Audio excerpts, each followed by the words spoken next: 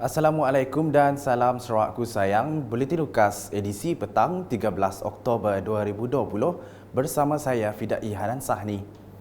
Tumpuan berita. Setiap jabatan dan agensi kerajaan perlu memainkan peranan masing-masing dalam memastikan sistem penyampaian perkhidmatan kerajaan efisien dan pantas.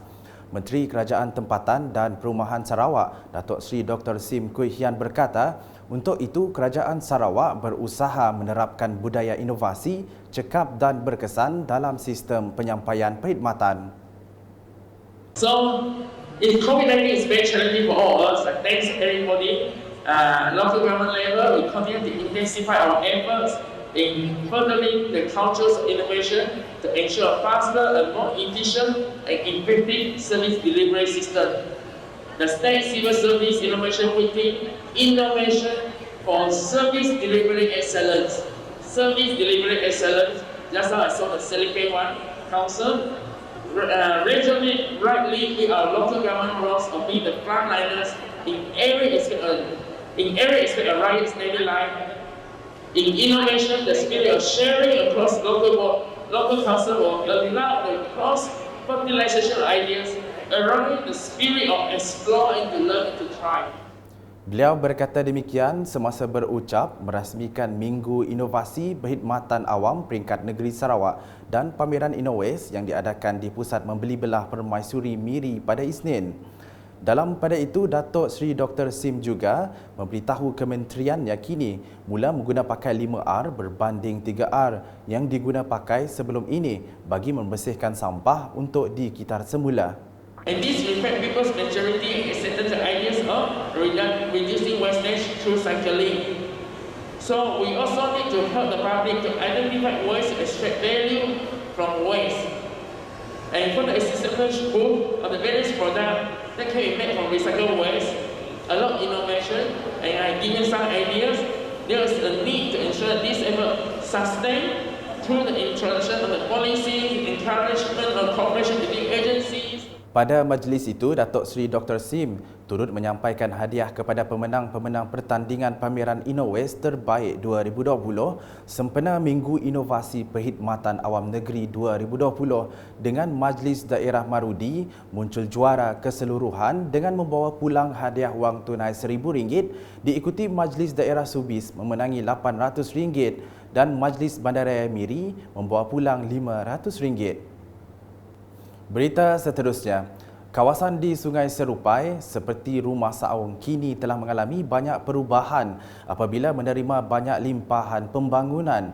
Menteri di Jabatan Ketua Menteri Integriti dan Ombudsman Datuk Talib Zulkifli berkata, ini kerana Kerajaan Sarawak di bawah gabungan Parti Sarawak GPS menunaikan janji-janjinya seperti yang ada dalam manifesto. Sekarang ini kawasan Sungai Serupai seperti di Rumah Saung telah banyak menerima pembangunan. Pembangunan yang merangkumi jalan raya dan elektrik dan terbaru bekalan air bersih yang akan disalurkan tidak lama lagi ini semuanya dilaksanakan Kerajaan Sarawak. Inilah yang dijanji dan ditunaikan GPS, tidak seperti Kerajaan Pakatan Harapan dahulu yang berjanji tetapi tidak ditunaikan.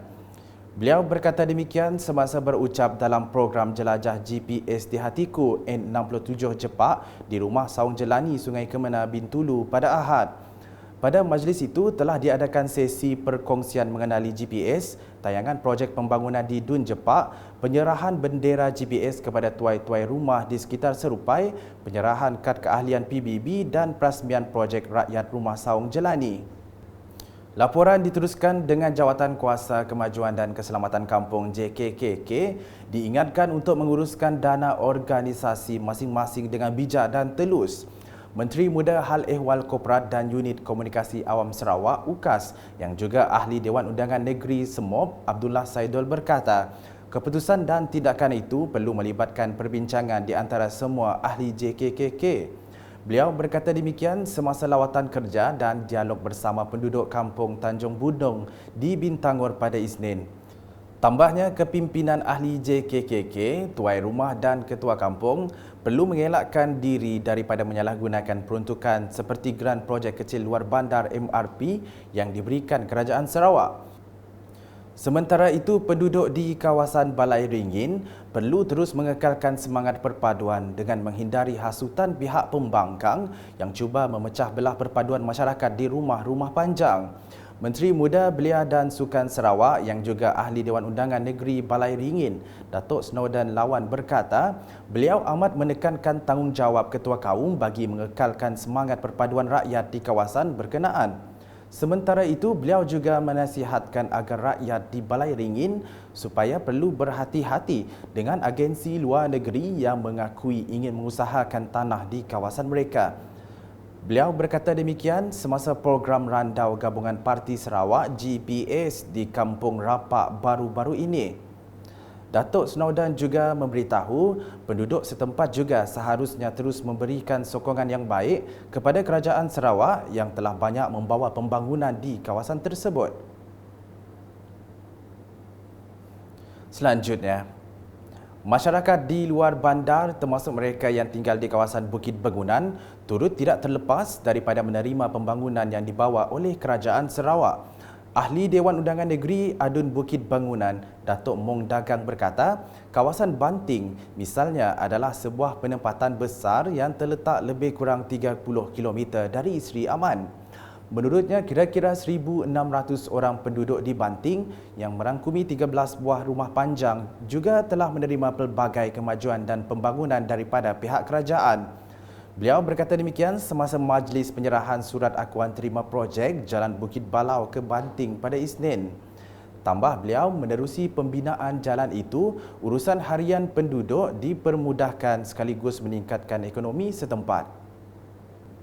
Sekian edisi petang bersama saya Fidai Hana dan kru penerbitan. Ikuti berita selanjutnya pada edisi malam. Dapatkan pelbagai berita terkini Sarawak setiap hari di Facebook, Instagram, Twitter dan aplikasi Telegram UKAS serta UKAS Channel di YouTube.